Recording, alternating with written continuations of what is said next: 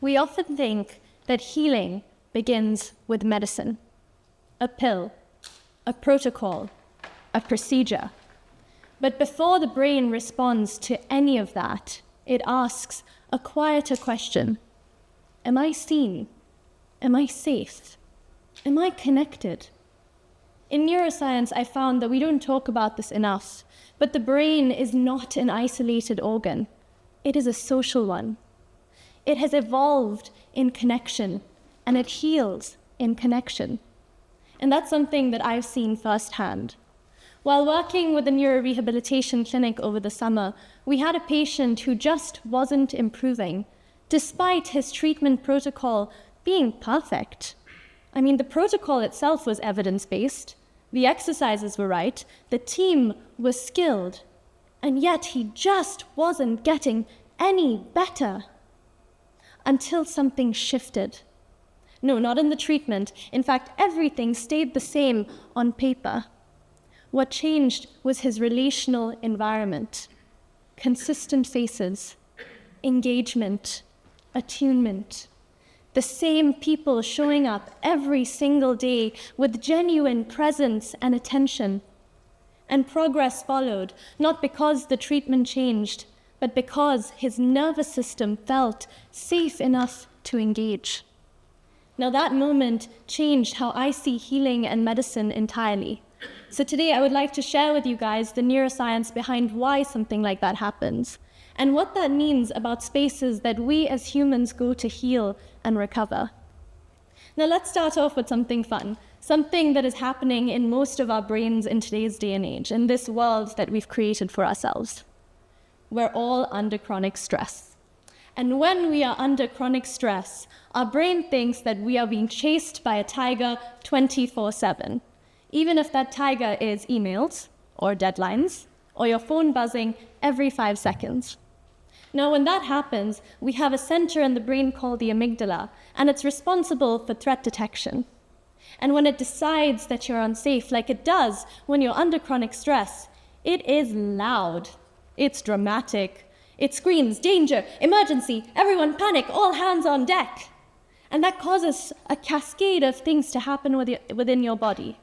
1, cortisol increases. That's your body's primary stress hormone, and it stays increased. 2, parts of your brain actually shut down, like your prefrontal cortex, responsible for logic and reasoning and focus, as well as your hippocampus, responsible for learning and memory consolidation. Not important at all, right? And 3, our immune system actually shifts from repair to defense.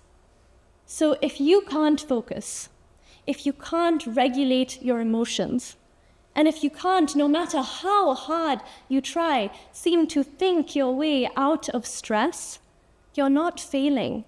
It's because your brain is literally not in the right mode for that. So this is where all those TikTok conversations about being stuck in fight or flight actually hold more merit than any medical establishment tends to want to give them. No, they're not peer-reviewed papers. Actually, far from it. Please don't take a lot of the advice that's out there. But the intuition is right. And here's something that they won't tell you.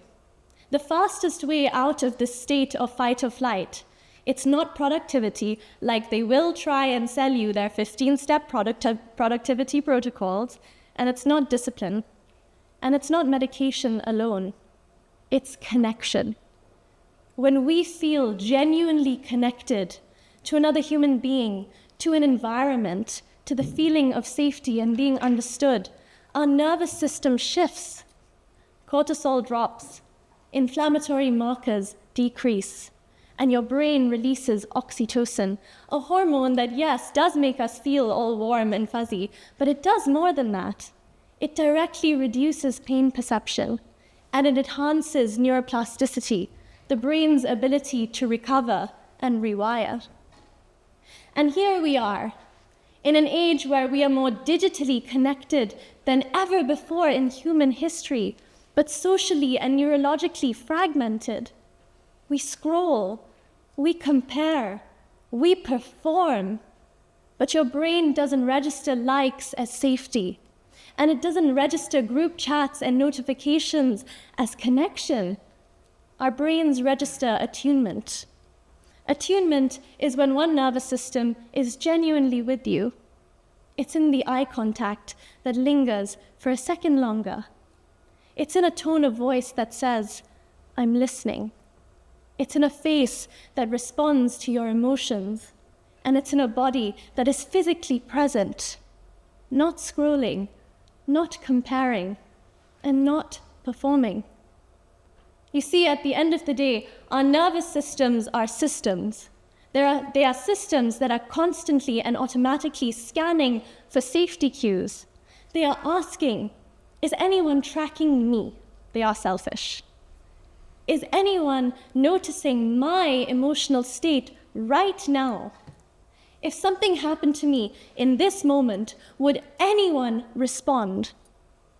And when the answer is no, when the safety cues are missing, like they usually are in today's day and age, because let's be honest, we look at our phones more than we look at faces, our nervous systems stay guarded.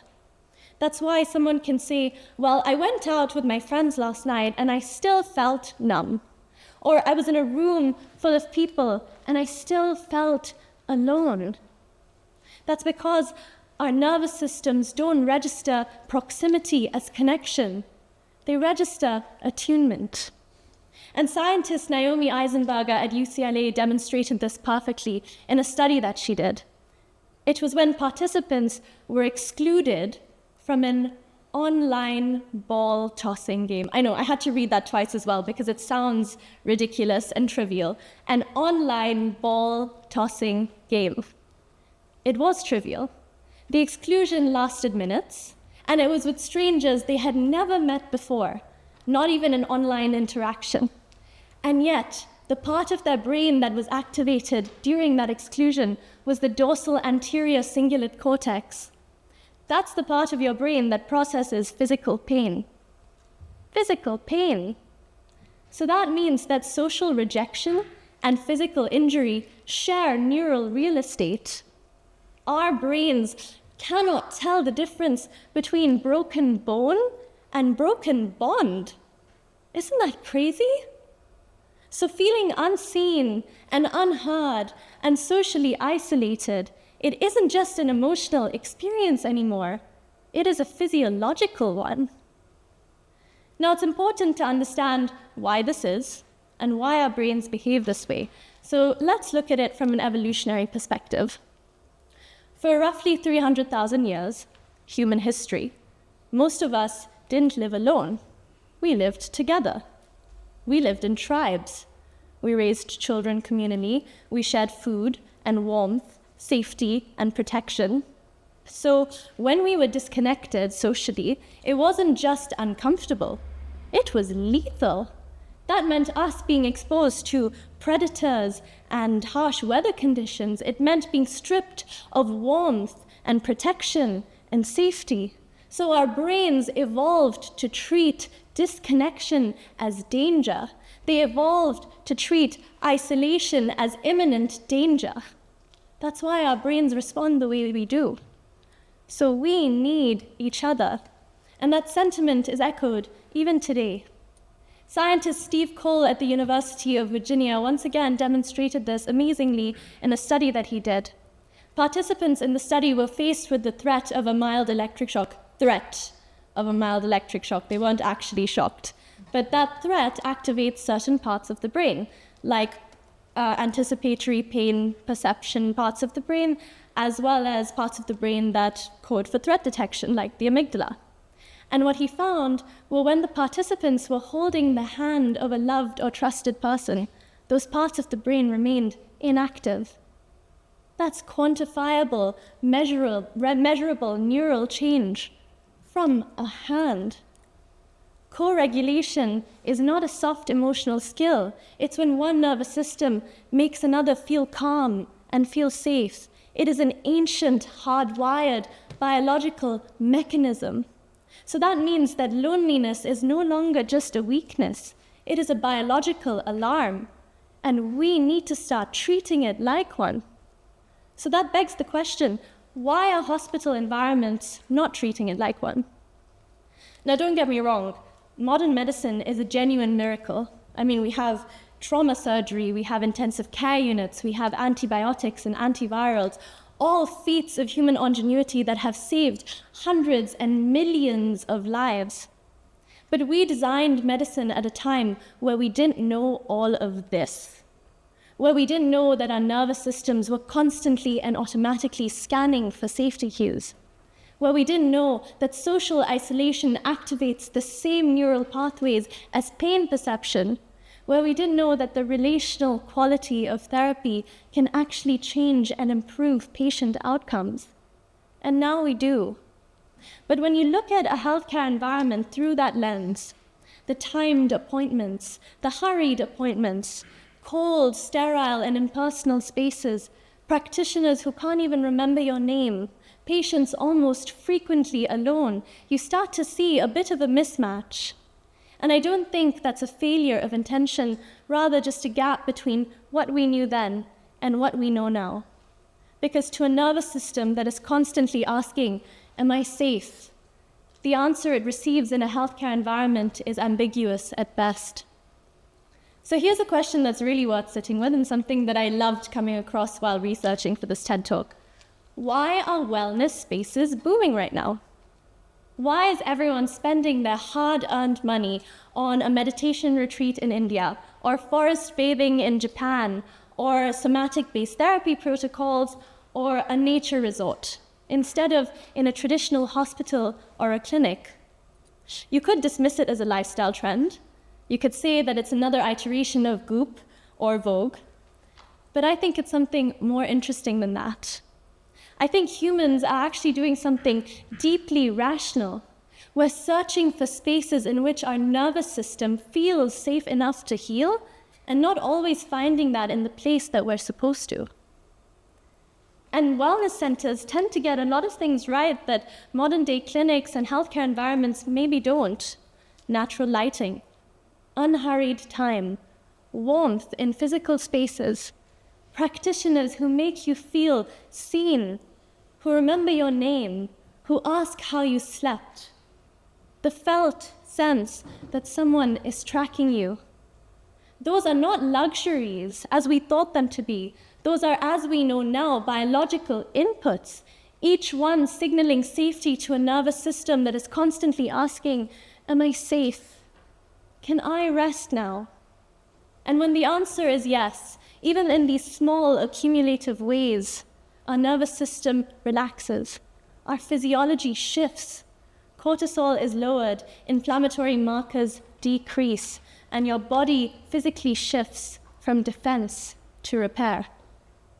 So now, as I build my own clinic in neurorehabilitation and neuromodulation in India, I think of one very important question. How can I make that environment safe enough for someone's nervous system to heal? Because neurorehab is not just about retraining a muscle or a neuron. It's about helping someone re-enter the world, re-enter relationships, re-enter the feeling of safety in their own body that has betrayed them. Did you know that stroke patients recover motor function faster when they feel genuinely believed and understood? Did you know that pain patients report lower pain intensity when they're in the presence of a trusted person? And then there was my patient. Perfect protocol. The treatment plan was evidence-based and the team was skilled, and yet he wasn't getting any better until the relational environment changed, until his nervous system felt safe enough to heal. So healing doesn't begin with a pill, it begins with connection. And when we treat the brain as a standalone organ, isolated from relationships and connections, relationships and environments, meaning, we don't just miss something important, we limit its capacity to recover. Connection is not a comfort, it is a cure. And the most beautiful part is, it's not rare. We create it every single day. In the way we listen, like you guys are listening to me right now. In the way we slow down. In the way we make someone feel seen and safe and human again. So that means that healing isn't locked inside a hospital or a protocol. It exists within us, in our families, in our communities, in our relationships and friendships. Isn't that crazy? We don't need to look at a hospital environment to heal anymore. We can look within ourselves. So when we finally understand that, healing stops becoming something that we force, and it starts becoming something that we can do together. Thank you.